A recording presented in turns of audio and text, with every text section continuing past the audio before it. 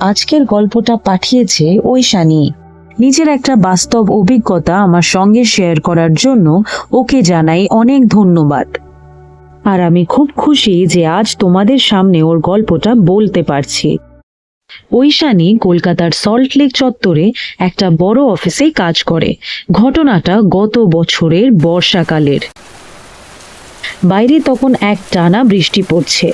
কিছুক্ষণ অটোর জন্য অপেক্ষা করার পর ঐশানী ভাবল সামনের মোড় পর্যন্ত হেঁটেই যাওয়া যাক, হয়তো সেখান থেকে একটা অটো পাওয়া যাবে। রাস্তাটা প্রায় ফাঁকাই ছিল, চারপাশে শুধু বৃষ্টির শব্দ আর দূরে মাঝে মাঝে গাড়ির আওয়াজ। হাঁটতে হাঁটতে হঠাৎ তার মনে হলো কেউ যেন তার পেছন পেছন আসছে।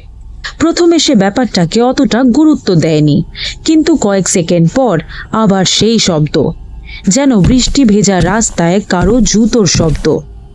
ঐশানী এবার হাঁটার গতিটা একটু বাড়ালো, কিন্তু অদ্ভুত ব্যাপার হলো পেছনের শব্দটাও যেন একই সঙ্গে দ্রুত হয়ে গেল। এবার তার বুকের ভেতরটা ধক করে উঠল। চারপাশে তাকিয়ে দেখলো আশেপাশে তেমন কেউই নেই।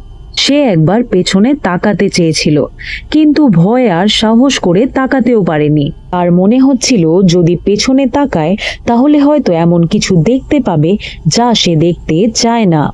তাই সে দ্রুত হাঁটতে শুরু করলো আর মনে মনে ঠাকুরের নাম জপ করতে লাগলো।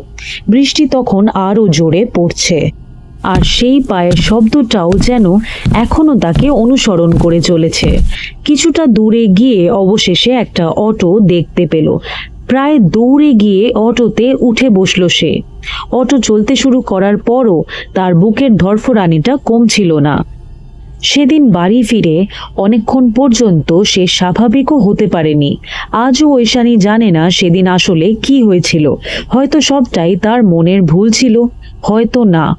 কিন্তু একটা বিষয় নিয়ে সে আজও নিশ্চিত, সেদিন সে সত্যিই অনুভব করেছিল কেউ একজন তার পেছন পেছন হাঁটছিল।